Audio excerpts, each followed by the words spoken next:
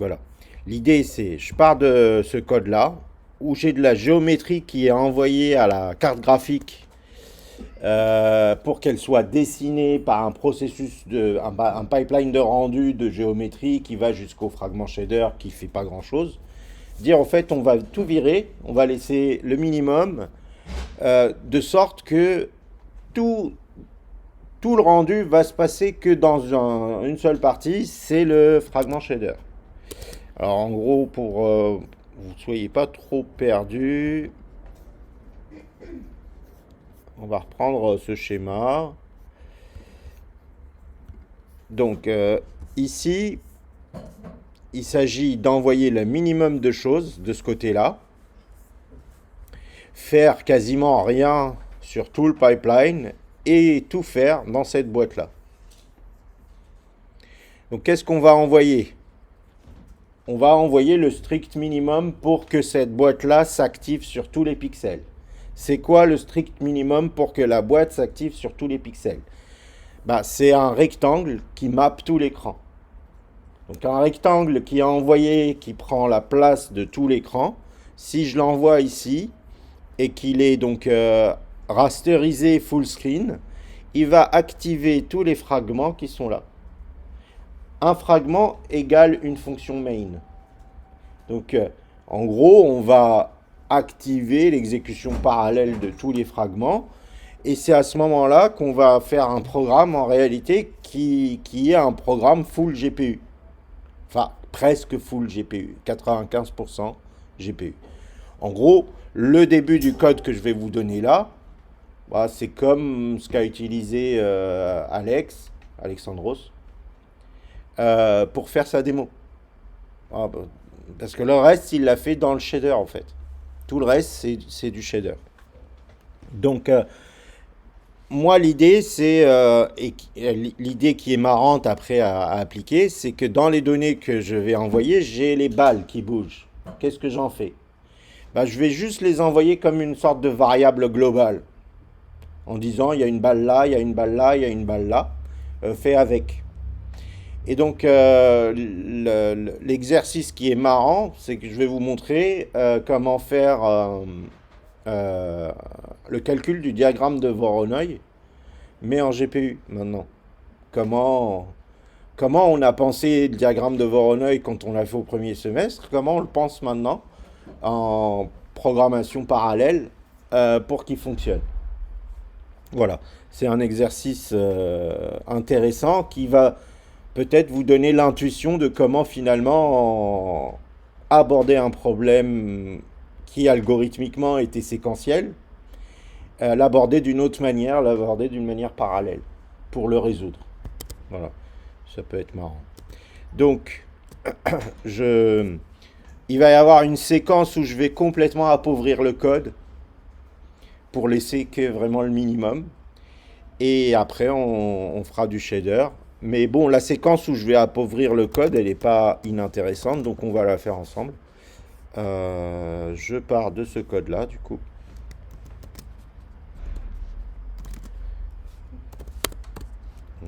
Phi basique 1.0 L2X.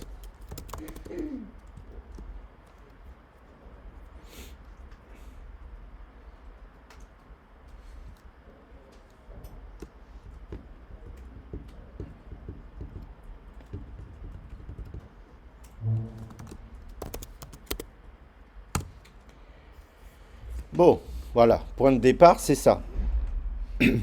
Donc notez que toutes les balles qui sont là sont en réalité de la géométrie tridimensionnelle. Hein, c'est vraiment en 3D, même si ça paraît être de la 2D, il suffit de échanger la matrice de projection en matrice perspective pour voir le volume. Il suffit d'ajouter au fragment shader un calcul d'éclairage pour voir un éclairage qui donne l'impression du volume. Donc on est vraiment dans une application 3D, mais qui donne l'impression d'être une application purement 2D. Mais c'est pas vrai. Donc je vais vraiment maintenant passer à quelque chose de purement 2D. Mais 2D géré par le fragment shader. Donc je m'attaque au main, enfin à l'endroit où il y a le processus principal, et je supprime tout ce qui concerne la 3D, la géométrie 3D, etc. Donc là, par exemple, mes boules qui sont dessinées, je vais remplacer ça par un quad. Donc je vais finalement dessiner qu'un rectangle qui mappe l'ensemble de l'écran. Donc ça fait que ici j'ai effectivement une erreur et je génère pas une sphère, je vais générer un quad. Donc ce code, à la limite, il faudrait que je vous le mette de côté quand il est ridiculement euh, minimal, pour qu'éventuellement vous l'exploitiez pour programmer directement vos idées shader si vous avez envie. Quad ID. Et ensuite je rajoute Voronoi par-dessus. Donc, bon, on va peut-être les renommer en... Ici, ID, ça veut dire Identity, ou alors Identity. Parce que s'il y avait Gaëlle, elle me demanderait de nommer correctement les choses. Et là, on va dire, on l'appelle, je pourrais l'appeler Shader Toy, mais j'ai pas envie de vous pousser vers du Shader Toy. Voilà, c'est vraiment la facilité. Shader Toy, c'est on s'amuse sans trop comprendre l'architecture GPU. Donc, bon, mais bon, appelons-le comment on l'appelle. J'ai pas d'idée. Simple shader. Simple fragment. On va l'appeler simple fragment. Donc, un vertex shader qui va faire que transférer au fait les sommets sans rien changer, et un fragment shader qui va récupérer vraiment un minimum d'informations, et par contre qui va faire tout le travail. Donc plus besoin de matrice, hein. On vire tout ce qui est matriciel, ça c'est des matrices, j'enlève. Matrice, j'enlève. Ici, dessiner les mobiles, c'est pas vraiment dessiner des mobiles, c'est mobile. J'ai presque envie de dire mobile commit. Envoyer des informations sur les mobiles. Vers PID. Hop. Hop. Et mobile free. Voilà. Vous voyez, le code, il tient en moins de 100 lignes maintenant. Hein. 58 lignes et en plus, il y a des commentaires. Bon, deux, trois choses à corriger quand même. Donc, ici, il faut quand même dessiner le quad que j'ai créé. Donc, en gros, j'ai une fonction que j'ai renommée qui était mobile draw, que je vais renommer mobile commit. En gros, ça va envoyer des informations globales au GPU. Envoyer des informations globales au GPU, c'est pas aller dans les flèches ici. Hein. C'est vraiment set, SET, set des valeurs globales au niveau de tout le GPU. Ces valeurs globales, c'est des méga variables globales, quoi. Mobile commit, ça, elle fera le travail. Et là, je vais, par contre, tout ce que GL4DG, tout ce que je vais dessiner, c'est le quadrilatère, c'est tout. Il n'y aura rien d'autre. Quad ID, c'est ça. Quad ID. Voilà, il n'y aura rien d'autre à dessiner. Donc je corrige en changeant le nom de mobile draw par mobile commit.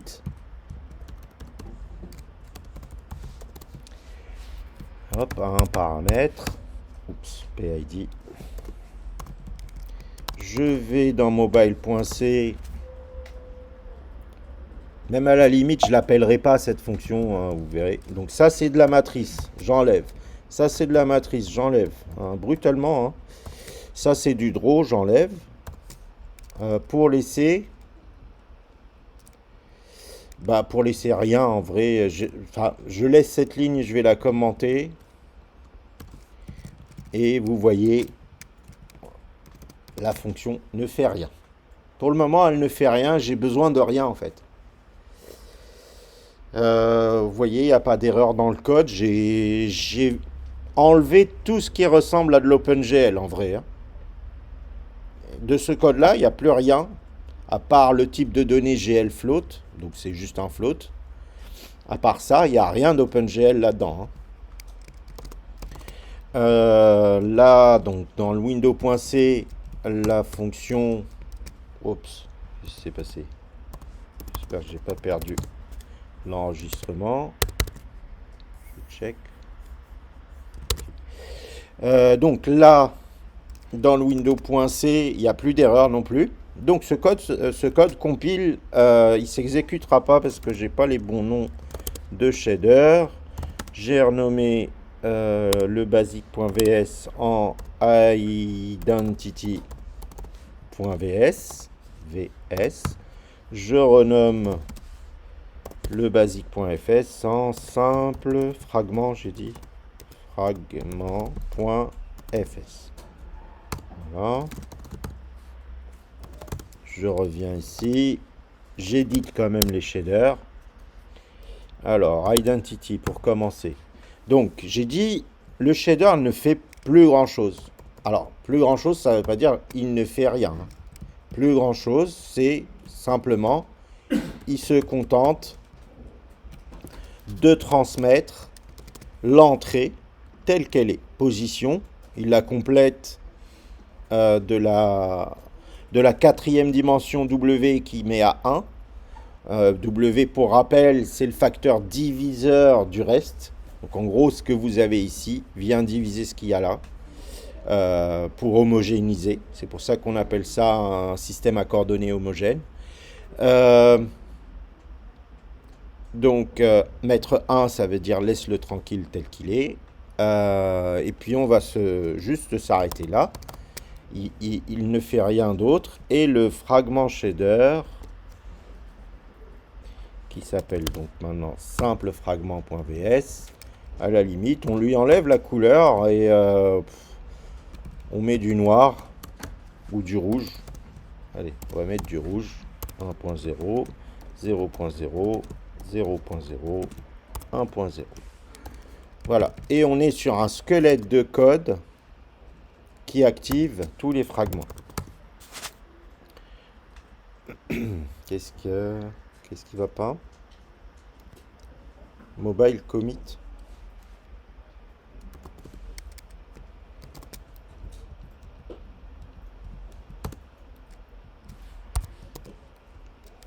Ah, mobile commit.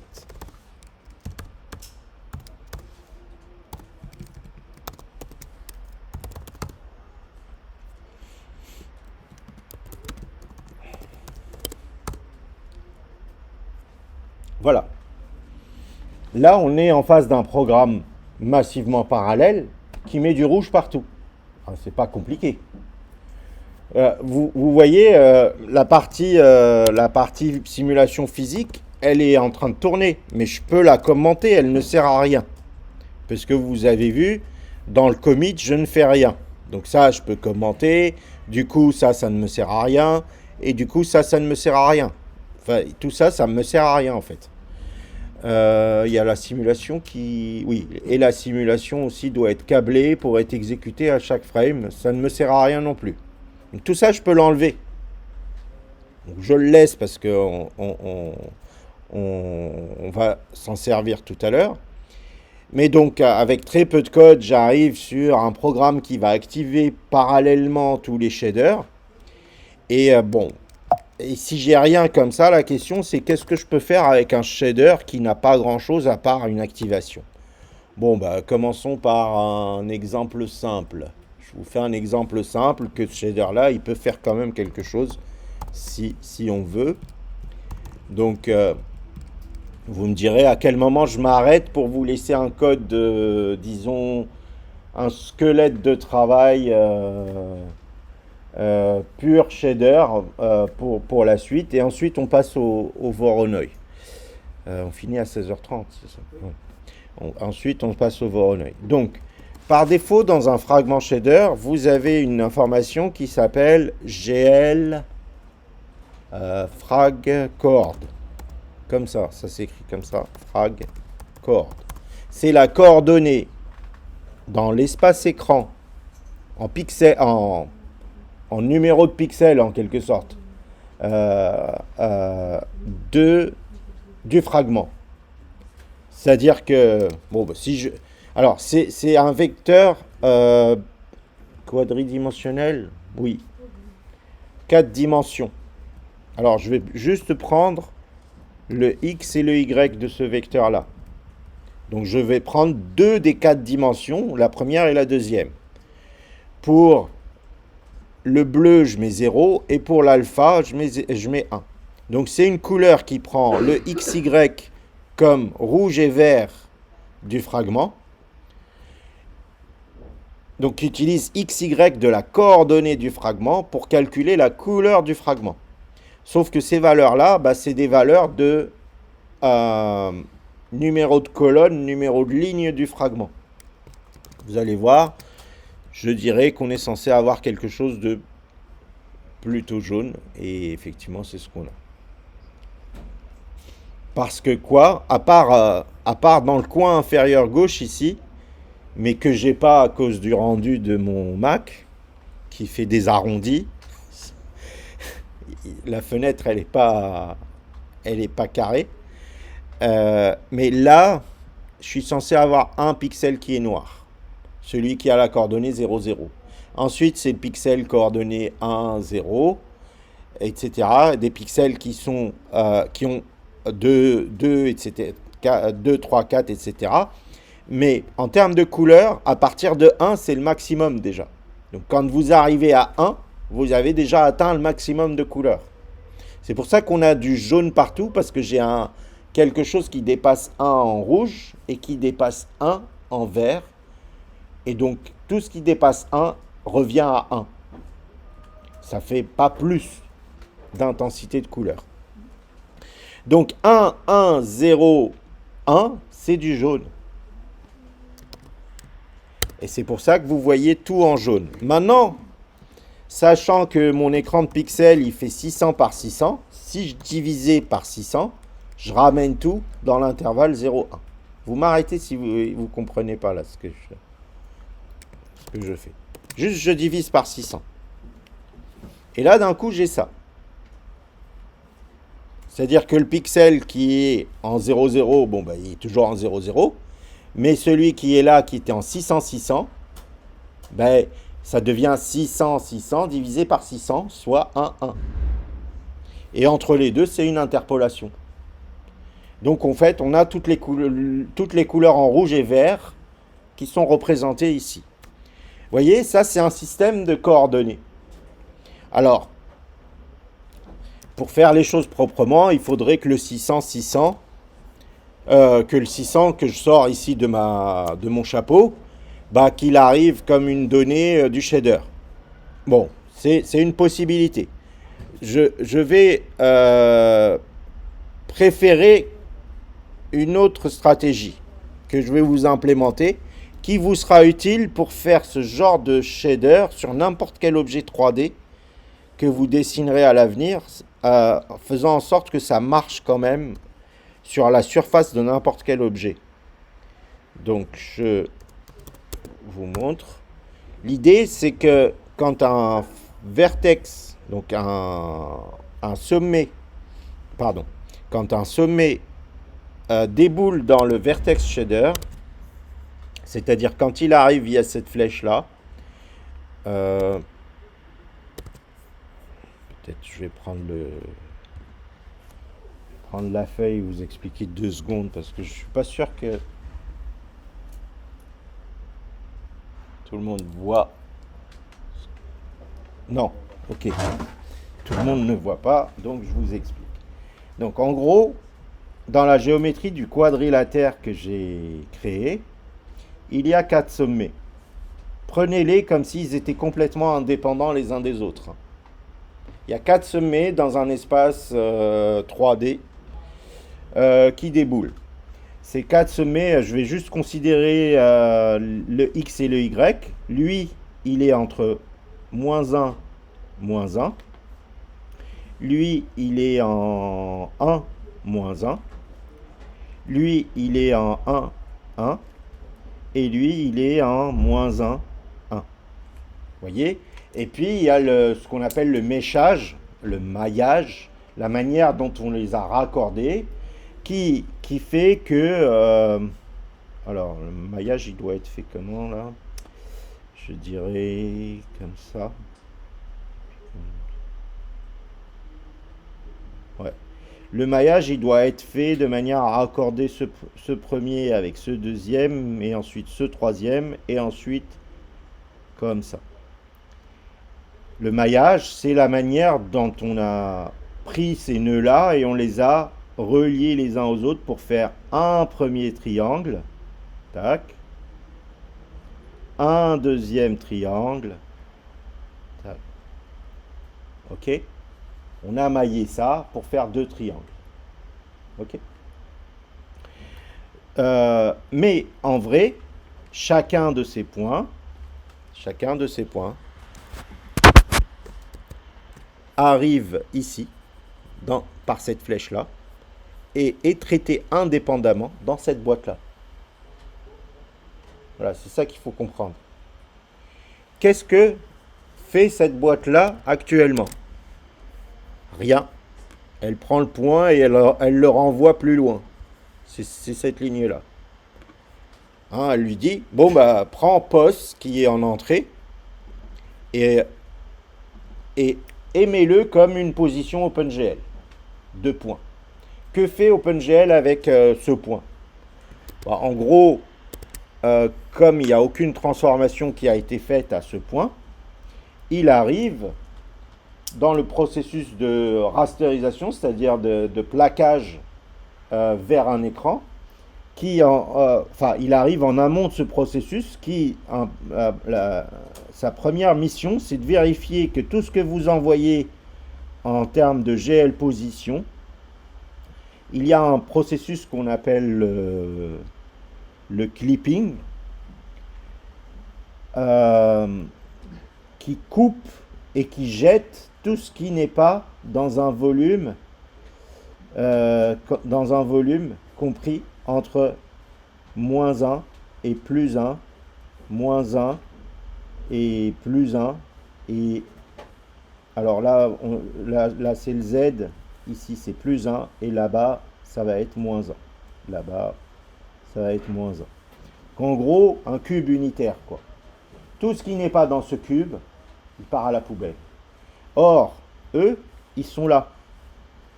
Vous les voyez, ils sont là, ces 4 points. Ils sont pile dans le cube. Et ils vont être projetés à l'écran. Et ils vont remplir l'écran de pixels. Donc c'est hyper simple à rasteriser. Donc vous les voyez, au fait, ces sommets qui vont traverser ici.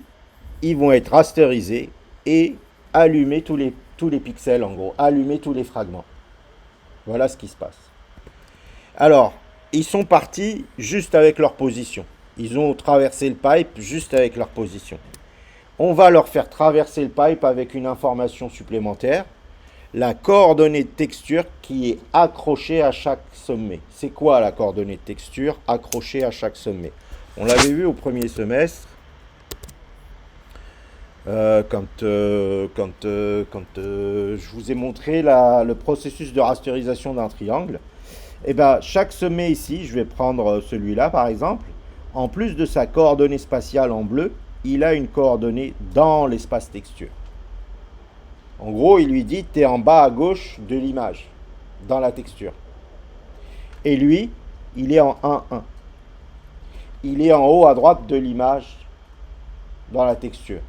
C'est-à-dire, là, c'est l'espace réel de projection, mais il y a un autre espace, c'est l'espace où on aurait une image,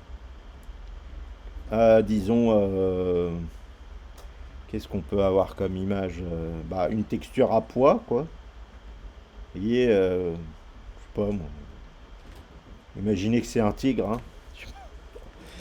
Donc vous faites le pattern de la fourrure du tigre.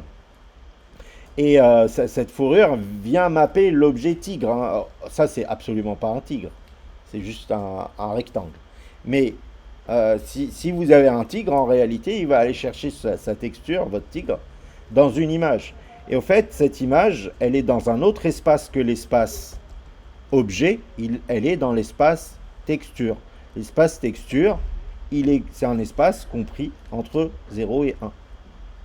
Donc ça, c'est ça qu'on appelle la coordonnée de texture. Elle va être reliée dans l'espace texture à ça, et ça, elle va être reliée dans l'espace texture à ça. Hein, pareil, elle va être reliée ici, et elle va être reliée ici. Et le reste du temps, vous étirez une texture par-dessus un objet 3D. Et l'objet 3D, il est là. Ça va? Ouais? Ok.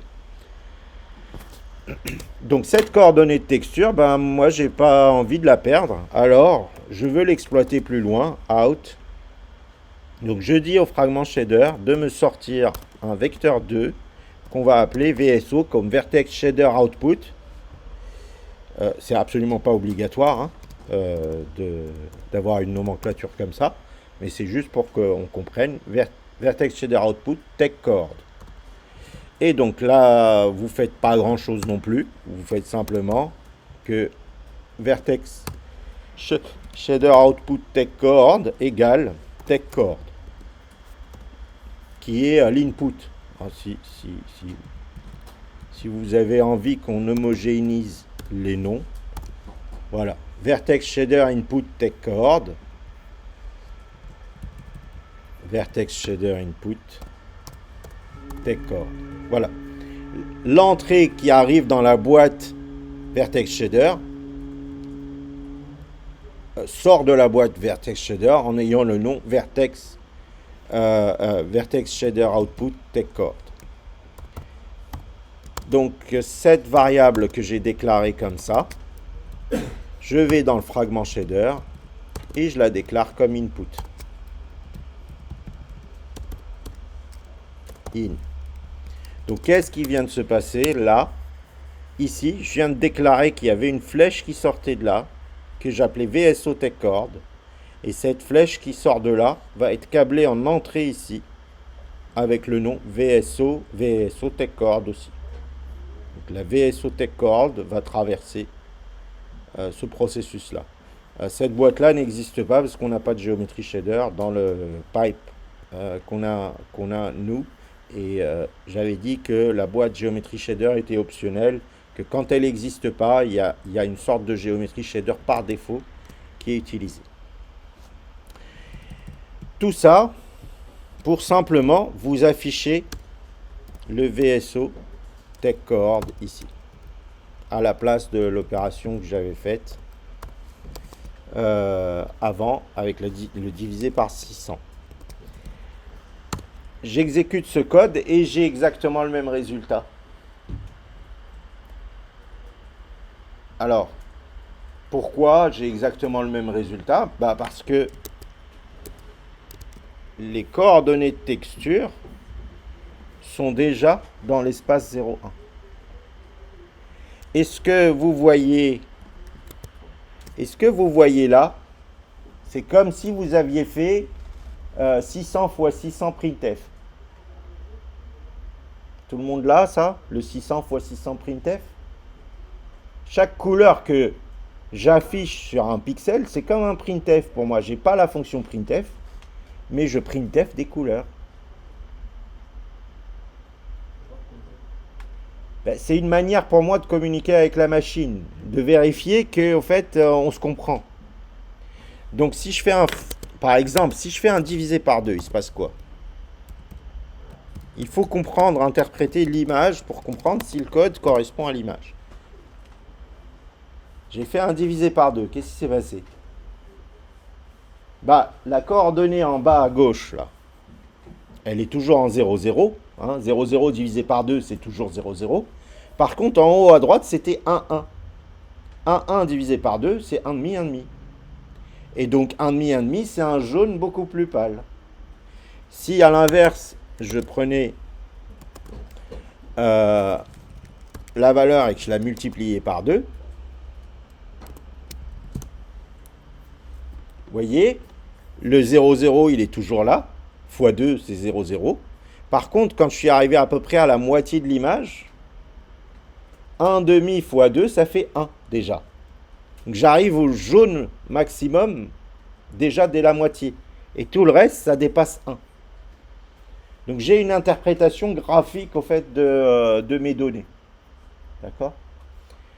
Alors, bon, est-ce qu'on peut s'amuser avec ça? La réponse est oui. Déjà avec ça, on peut faire des choses au fait. Alors je sais pas si... je sais pas, je me lance mais sans conviction, hein. Bon, j'ai fait un cosinus de cette valeur. Bon, est-ce que j'interprète? Est-ce que j'arrive à interpréter cette chose-là? Est-ce que ça ressemble à un cosinus? Cosinus, ça met du temps avant de répéter. Une valeur qui va jusqu'à 1, que je multiplie par 2, elle ira jusqu'à 2, bon, bah, c'est pas, peut-être pas assez pour répéter du cosinus. Il faut peut-être lui donner plus d'amplitude, de fréquence. Vous voyez?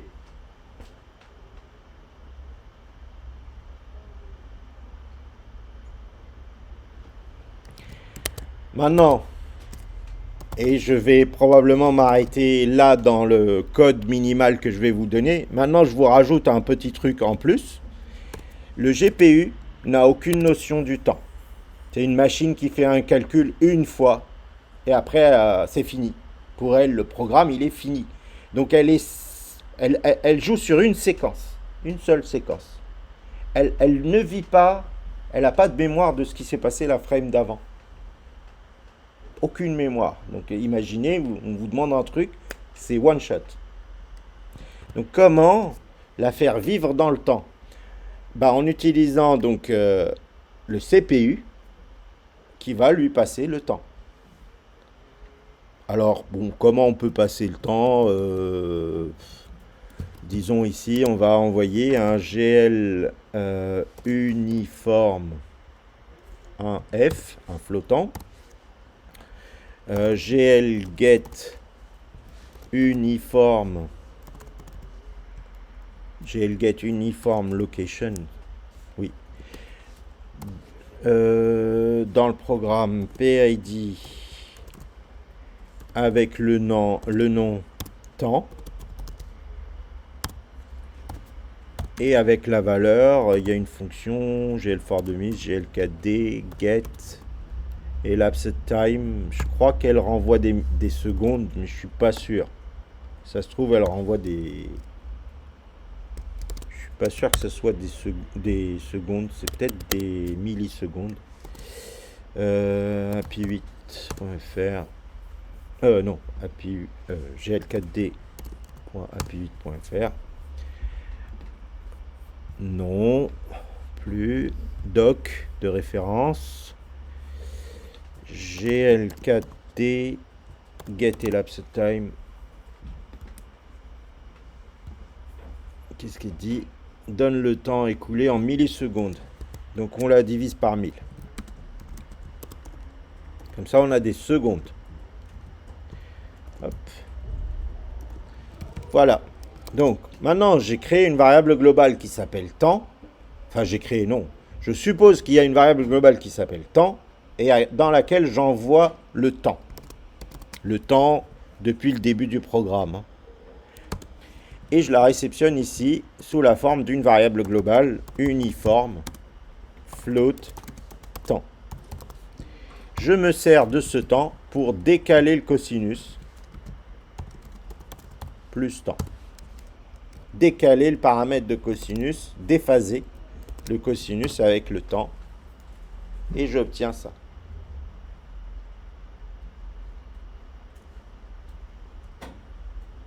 Donc chaque fragment est comme un soldat qui vient à mes ordres calculer une couleur le concernant. Hein, le programme, il fait que ça. Hein. Il calcule une couleur. Mais vous voyez, il y en a plein des couleurs.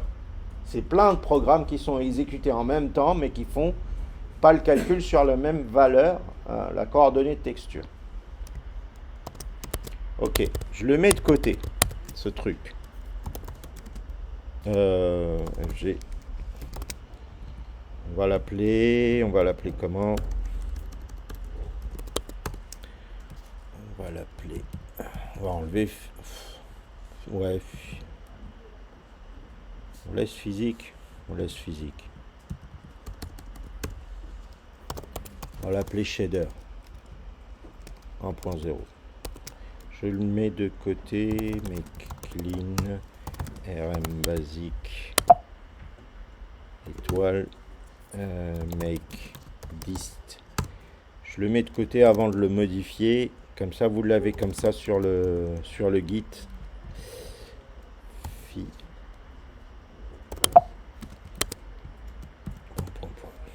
Voilà.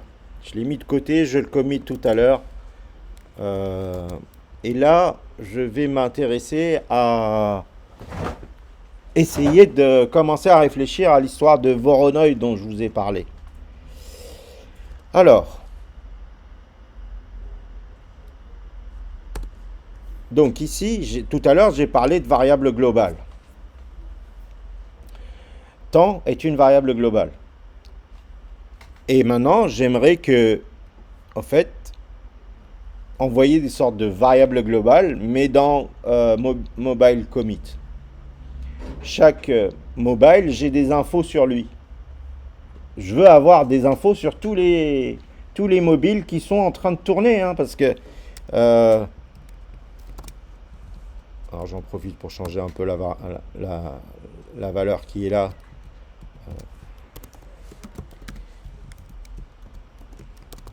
Et encore là, je vous fais pas un truc méga impressionnant, mais c'est exprès. On va voir après. Oups, c'est pas basique, c'est shader. Là, pendant que cette animation se joue, la simulation physique, avec les collisions et tout, elle est en train de se faire. Sauf qu'on ne la voit pas. Personne ne s'occupe de la rendre. Ça va être notre mission. On veut la revoir. Comment on peut la revoir déjà comme elle était? Première mission. Donc, pour avancer sur cette mission, il faudrait donc qu'on envoie des informations de chaque mobile à OpenGL.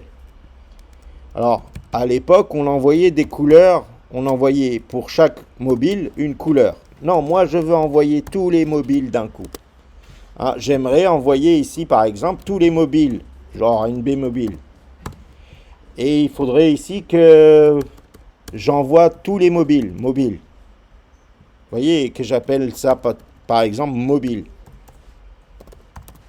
Alors, malheureusement, ça va être compliqué, ça.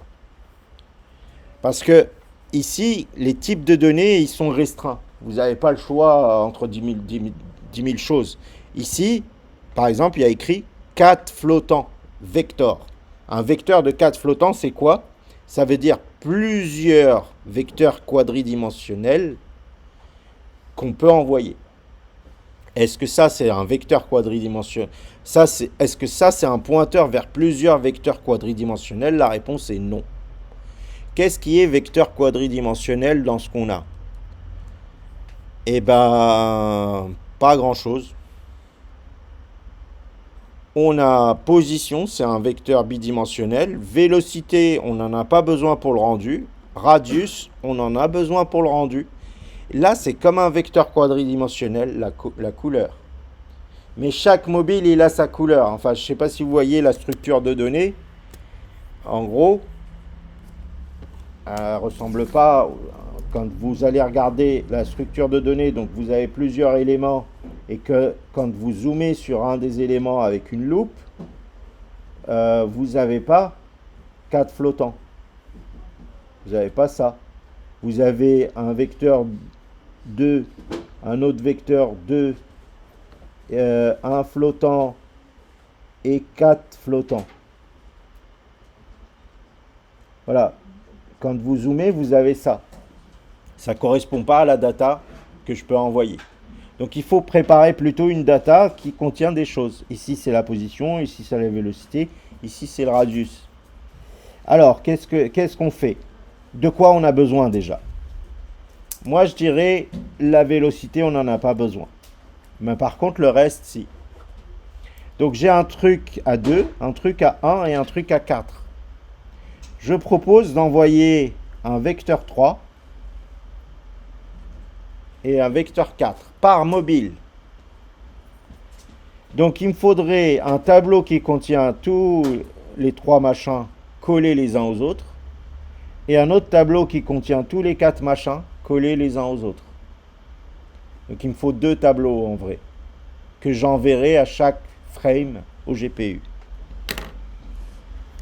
Alors ça va devenir plus concret quand je vais le coder. J'espère, parce que à vous voir, j'ai l'impression que je vous ai perdu. Un peu. Ok, ça va devenir plus concret. En gros, j'ai besoin. Ça, on vire. Hop. J'ai besoin de 2 tableaux. 2 flottants. GL float étoile. On va les appeler mob ou mobile chords. Toutes les coordonnées des mobiles. Égal, malloc. J'ai dit 3. La première série de données que je vais envoyer, elles sont 3. Le X, le Y et le radius. 3 fois quoi? 3 fois NB mobile. Donc un tableau de 3 fois la taille, 3 fois le nombre de mobiles. Fois size of, un élément de ce type-là, mobile chords. Assert. Là, j'ai préparé le tableau juste. Je ne l'ai pas rempli. Il faudrait que je le remplisse. Deuxième tableau que je dois envoyer. À peu près la même chose, mais pour les couleurs. On va l'appeler Mobile Colors. Alors, une couleur, c'est 4 fois. C'est 4 choses par mobile. Ça fait Mobile Colors. Ici. Hop, et ici, Mobile Colors. Est-ce que ça commence à prendre forme? Je fais une boucle sur tous les mobiles. Et je vais aller les insérer dans ces 2 tableaux. Je vais remplir ces 2 tableaux avec des données de mobile. Alors, Mobile Chords 2. Pour chaque mobile, je vais sauter de 3 en 3, 3 fois I. À la première case, après 3 fois I, je mets le X du mobile I. Je mets son X. Ah non, c'est post. C'est post.x. Je mets sa position X. À la case d'après. Pourquoi il... Ah, j'ai oublié le point virgule. À la case d'après, c'est-à-dire plus 1. Je mets le Y. À la case d'après, plus 2. J'ai pas de Z, je mets le radius. Donc, le X, c'est un X, le Y, c'est un Y, et le Z, c'est un rayon. Alors, pour les couleurs, je peux faire la même chose, ou alors j'ai la flemme et je fais un même copie. La destination, c'est où? La destination, c'est dans Mobile Colors de 4 fois I. Et la source, c'est mobile de i.colors. Color, pardon. Et la taille, c'est size of ce machin-là. En gros, je copie la couleur de chacun à un des emplacements de ce tableau-là. Et il se remplit. Et donc, arrivé ici, j'envoie une variable qui s'appelle mobile chords, qui est de type 3 flottants. Hein, c'est celle-là, c'est 3 flottants.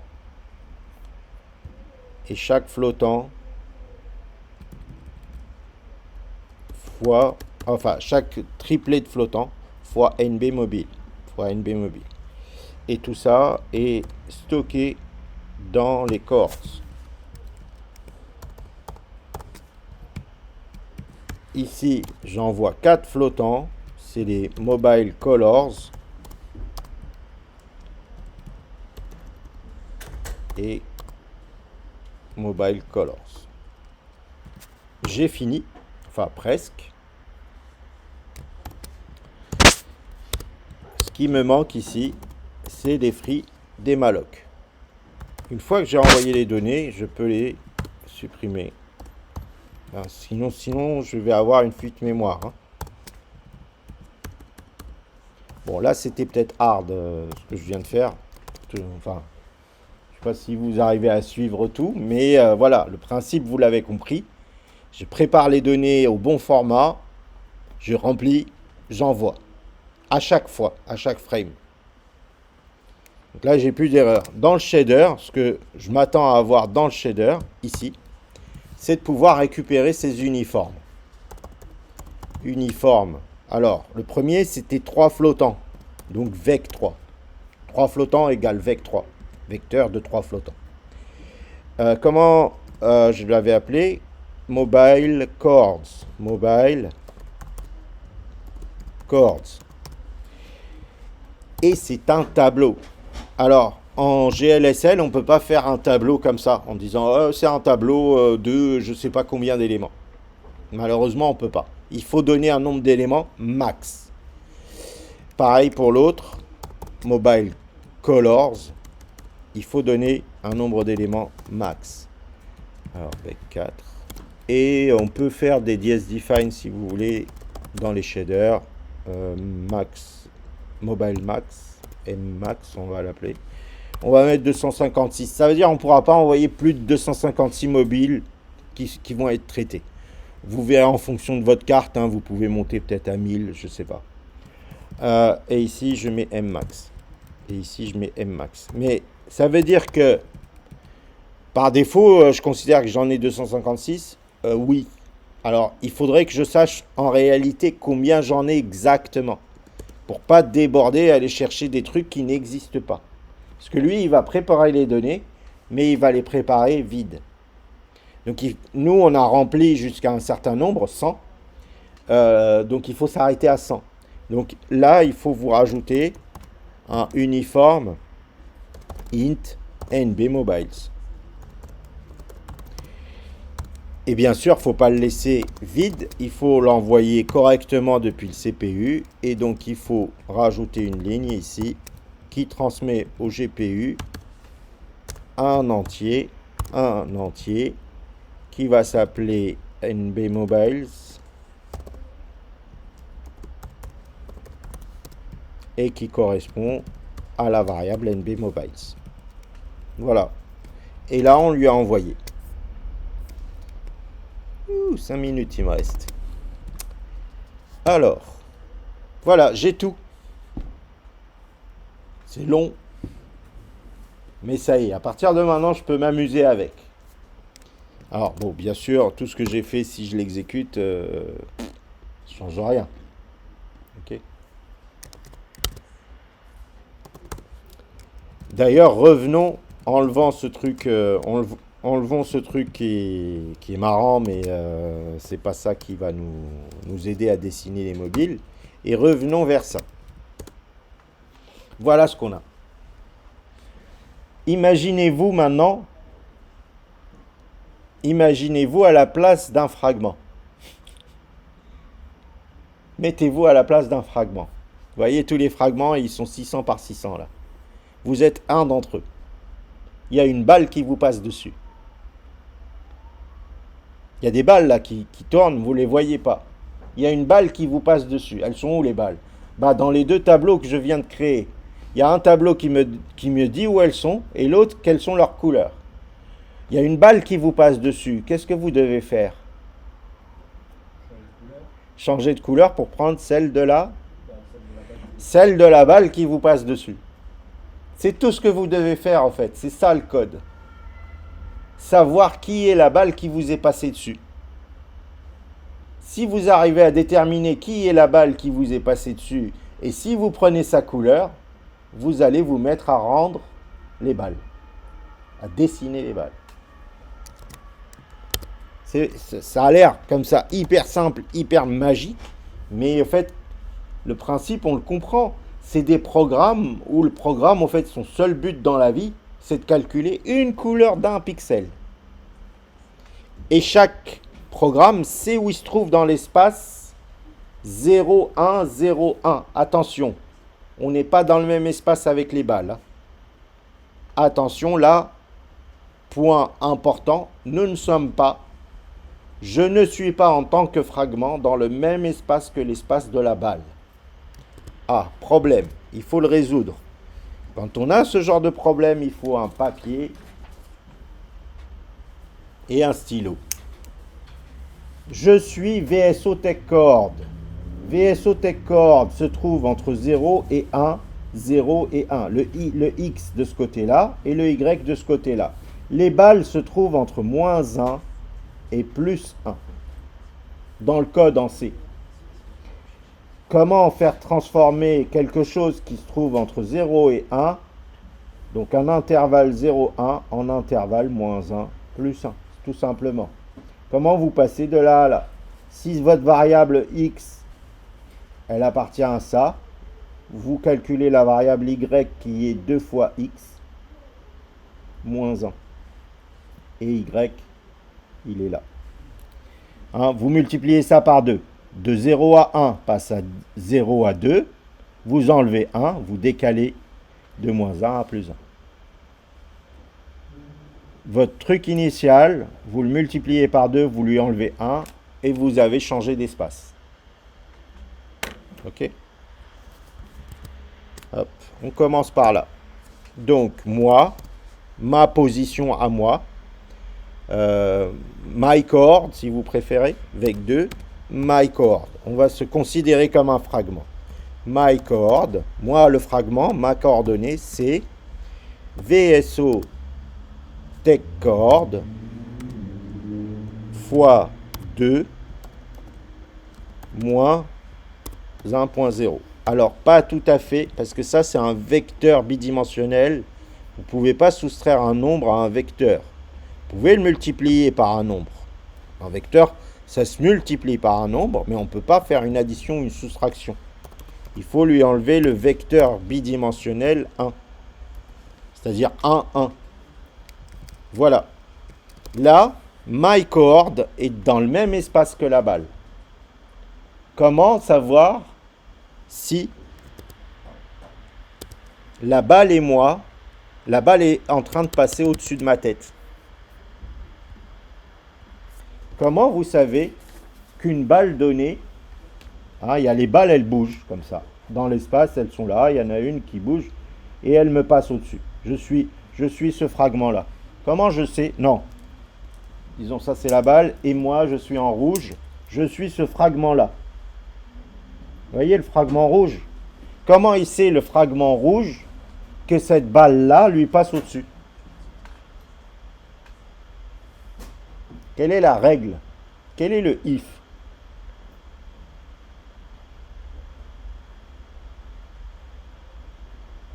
Si la Distance, entre la position oui, qui est là, oui.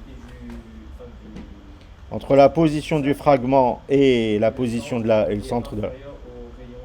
Ok, distance inférieure à rayon. Inférieure ou égale. Si distance est inférieure ou égale au rayon de la balle en question, alors ma couleur égale la couleur de la balle. Merci, au revoir. Le programme est terminé. Comment parcourir toutes les balles? Avec un for. Donc, boum, for int i égale 0. I inférieur à NB mobile. I++. Donc, mobile chord de I me permet de récupérer la coordonnée bidimensionnelle du mobile. On va l'appeler le mobile. le mobile égale mobile. Je fais exprès de rajouter une variable pour que vous compreniez. Dans les mobile coords, je prends mobile score de i.xy. Je rappelle que la coordonnée, c'est le x et le y. Par contre, le z, souvenez-vous, le z, qu'est-ce qu'on a mis dans le z? Ici, on a mis x, on a mis y, et dans le z, on a mis le rayon. Dans le z, on a mis le rayon. C'est pour ça que je le fais en deux parties pour que vous compreniez.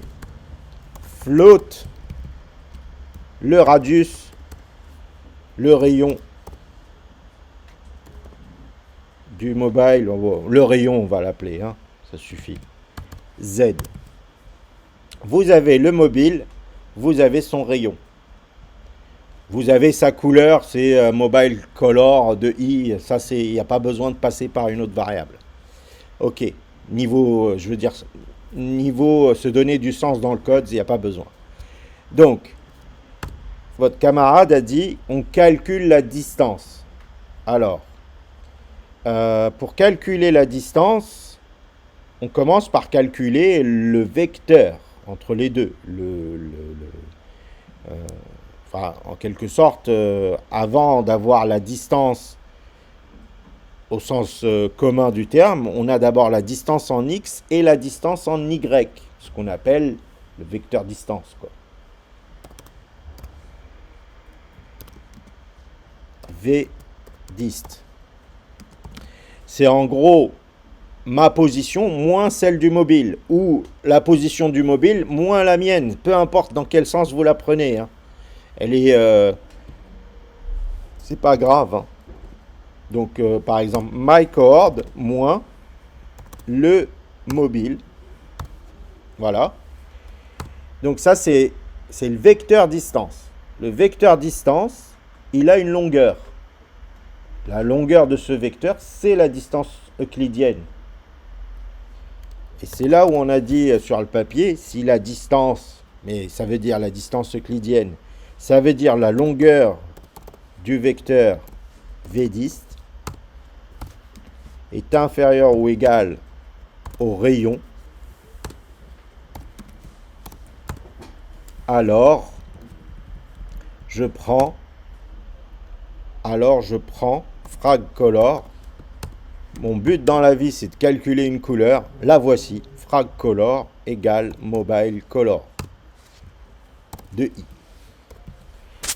Une fois que j'ai trouvé la balle qui me passe dessus, la première, en vrai, il peut y en avoir deux qui me passent dessus en même temps.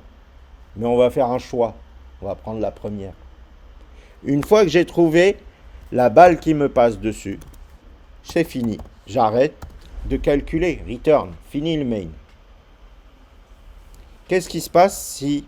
Est-ce que c'est possible qu'en faisant tourner cette boucle, je ne trouve aucune balle qui me passe dessus? Oui. Qu'est-ce qu'on fait à ce moment-là? Qu'est-ce que vous voulez faire à ce moment-là? La sortie par défaut, c'est 0. Quand vous ne donnez pas une sortie, ça met le noir, quoi, en gros. On peut laisser la sortie par défaut, on peut mettre une sortie à la main, ou on peut disqualifier le fragment. Lui dire, bon, bah, toi, ta gueule. On ne veut pas que tu travailles. Disqualifier, c'est discard. Discard. Voilà. Ça fera moins de fragments à rendre et ça sera plus rapide. Alors, on s'attend à quoi? Oh! Les balles sont de retour. Mais c'est le shader qui a calculé leurs coordonnées. Bon, est-ce qu'on fait Voronoi ou je vous laisse le faire à partir de maintenant? Parce que Voronoi, pas tellement plus compliqué, hein. Il n'y a même pas besoin du rayon pour Voronoi. Je suis... Est-ce que vous avez encore un peu de courage? Je suis le fragment. Mettez-vous à la place du pauvre petit fragment. Qu'est-ce qu'il doit chercher maintenant? Quelle balle il est le plus proche? De quelle balle il est le plus proche? Le pauvre petit fragment doit juste chercher de quelle balle il est le plus proche. Traduction de la phrase. De quelle balle je suis le plus proche. Ça veut dire je calcule toutes les distances euclidiennes entre moi et toutes les balles et je prends le minimum. C'est comme si vous aviez un tableau dont vous sélectionnez l'indice du minimum. Exercice de L1. On le fait? Je vous laisse le faire. Allez, je vous laisse le faire. Ouais, je vous laisse le faire. Vous avez la vidéo, la consigne dans la vidéo, réfléchissez au problème. Moi, ça me prend 2 minutes. Mais je vous laisse le faire, vous aurez le plaisir de l'avoir fait. Ok? Donc, je suis une balle. Je fais le tour de tout le monde. Ça veut dire que cette boucle, vous la cassez jamais. Hein. Vous allez jusqu'au bout. Il n'y a plus le return. Hein. Vous devez parcourir tout le monde avant de décider. Hein. Une fois que vous avez parcouru tout le monde, à chaque fois, vous vous posez la question, est-ce que j'ai une plus petite distance? Est-ce que j'ai une plus petite distance? Est-ce que j'ai une plus petite distance? Dès que vous en trouvez une, vous gardez l'indice de la plus petite distance. Et à la fin, vous retournez la couleur de l'indice de la plus petite distance. Ok? Et là, vous allez voir apparaître un Voronoi des balles. Ok. Merci pour votre attention. Merci à vous, monsieur.